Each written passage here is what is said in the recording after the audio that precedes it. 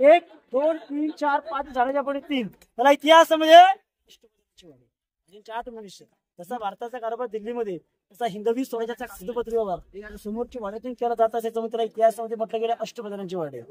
मोरपंत पिंगळे हंबीराव मोहिते अनाजी पंत निराजीराव रघुनाथ पंडित यांची राहण्याची सोय इथे केली जात होती म्हणजे इतिहासामध्ये म्हटलं गेलं अष्टप्रधानांची वाडी.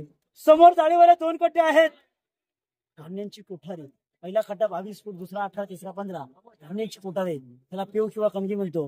धान्य कोठार खरं बघायचं असेल स्वराज्य धान्य कोठार तर कोल्हापुरात पन्हाळा गंगा यमुना सरस्वती 52 फुटा धान्य कोठार आजी बघायला भेटत आपल्याला. आता शंकर काय म्हणत होते की रायगड किल्ल्यावरती महाराज धान्य तिथे ठेवलं अशासाठी रायगडाला शत्रूने जर वेळा पडला वरती असणाऱ्या लोकांना 3 ते 6 महिने धान्य पुरेल एवढा जमीन स्टॉक केला जायचा. राजांच्या नंतर गडावर पेशवे सत्ता आली. पेशव्याने कैदी कोणाला असं यूज केलं चोरी लबाडी फितुरी गुन्हेगारी जो कोणी कैदी करेल त्या कैद्याला 7 दिवस दाबून ठेवलं जायचं. 8 दिवशी बाहेर काढून टाकलं जायचं. विचारलं गुन्हा बोला की नाही म्हणला पत्र भरलं जायचं आणि रायगडाच्या उच्चारच तो काही टकमक टोक पाहिजे तिथून त्याचा कैद केला जायचा. शंकरकांनी म्हणजे महाराजांनी धान्य ठेवलं पेशव्याने कैदी ठेवले. महाराज ते बरोबर का कैदी ठेवू शकत नव्हते. कोणताही राजा कैदी ठेवू शकत नाही का त्यांना समोर आले राहायचे आतमध्ये मंत्री राहायचे आणि आतमध्ये स्वतः राजे राहायचे. एखादा कैदी वराडला तर प्रॉब्लेम होऊ शकत होता.